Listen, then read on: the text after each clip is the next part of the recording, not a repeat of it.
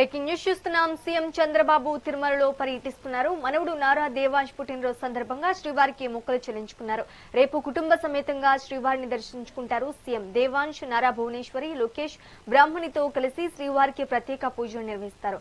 అనంతరం అన్నప్రసాద కేంద్రంలో భక్తులకు అన్నదానం చేయనున్నారు. ఇప్పటికే ఈ కార్యక్రమానికి దేవాంశ్ పేరిట 44 లక్షల విరాళాన్ని అందజేశారు. ఇక తిరుమలలో అభివృద్ధి కార్యక్రమాలను సీఎం ప్రారంభించనున్నారు. అలాగే పలు అభివృద్ధి పనులపై అధికారులతో సమీక్షిస్తారు సీఎం.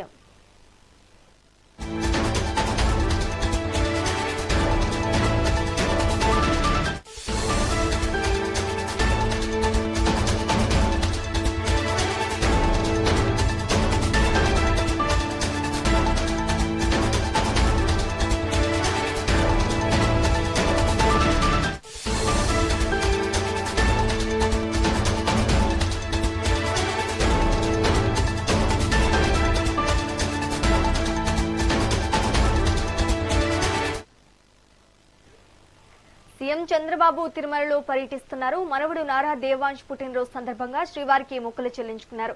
రేపు కుటుంబ సమేతంగా శ్రీవారిని దర్శించుకుంటారు సీఎం. దేవాంశ్, నారా భువనేశ్వరి, లోకేష్ బ్రాహ్మణితో కలిసి శ్రీవారికి ప్రత్యేక పూజలు నిర్వహిస్తారు. అనంతరం అన్నప్రసాద కేంద్రంలో భక్తులకు అన్నదానం చేయనున్నారు. ఇప్పటికే ఈ కార్యక్రమానికి దేవాంశ్ పేరిట 44 లక్షల విరాళాన్ని అందజేశారు. ఇక తిరుమలలో అభివృద్ధి కార్యక్రమాలను సీఎం ప్రారంభించనున్నారు. అలాగే పలు అభివృద్ధి పనులపై అధికారులతో సమీక్షిస్తారు సీఎం. ఇక ఇదే అంశానికి సంబంధించి మరింత సమాచారం మా కరెస్పాండెంట్ రమణ అందిస్తారు. రమణ, చెప్పండి. ఏదైతే ముఖ్యమంత్రి చంద్రబాబు నాయుడు 2 రోజుల పర్యటనలో భాగంగా ఈ రోజు ఆయన ఉండవల్లి నుంచి కూడా 4:30 బయలుదేరి 6 గంటలకు తిరుపతికి చేరుకోనున్నారు. తిరుపతిలో ప్రత్యేకంగా ఏర్పాటు చేసిన హెలిప్యాడ్ వద్దకు 6:10 చేరుకొని అటు తర్వాత రోడ్డు మార్గంగా కూడా తిరుమలకు వెళ్తారు. తిరుమలలో రాత్రి బస చేస్తారు. రాత్రి తిరుమలలో బస చేసిన ముఖ్యమంత్రి చంద్రబాబు నాయుడు రేపు కుటుంబ సమేతంగా కూడా శ్రీవారిని దర్శించుకోనున్నారు. ఉదయం ఏదైతే ముఖ్యమంత్రి చంద్రబాబు నాయుడు కుటుంబ సమేతంగా కూడా శ్రీవారిని దర్శనం చేసుకుని మొక్కులు చెల్లించుకోనున్నారు. ముఖ్యంగా దేవాంశ్ అంటే మనోడు బర్త్డే పుట్టినరోజు సందర్భంగా కూడా కుటుంబ సమేతంగా తిరుమల శ్రీవారిని దర్శించుకోవడం ఆనవాయితీ. ఈ నేపథ్యంలోనే వారు ఈ రోజు సాయంకాలం తిరుమలకు చేరుకొని రేపు ఉదయం కుటుంబ సమేతంగా కూడా శ్రీవారి ఆలయంలో ప్రత్యేక పూజలు నిర్వహించి ఆ దర్శనం చేసుకుంటారు. అటు తర్వాత దేవాంశ్ పేరు మీద ఇప్పటికే 44 లక్షల రూపాయలు అంటే ఒకరోజు అన్నదానం వితరణకు ఇప్పటికే టీటీడీకి ఈ 44 లక్షల రూపాయలు డీడీని కూడా కుటుంబ సభ్యులు అందజేసిన పరిస్థితి.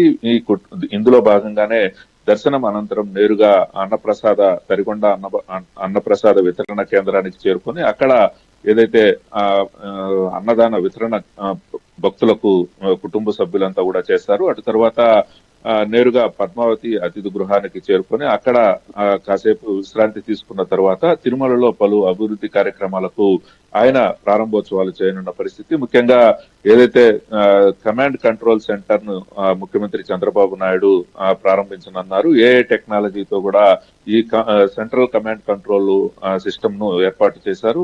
దీని ద్వారా భక్తులకు సులభతరంగా దర్శనం చేసుకుని ఏ సమయంలో అయితే దర్శనం అవుతుందో ఎంతసేపు వారికి దర్శన సమయం పడుతుందనే దీనిని అన్నింటినీ కూడా కమాండ్ కంట్రోల్ లో ఏర్పాటు చేశారు.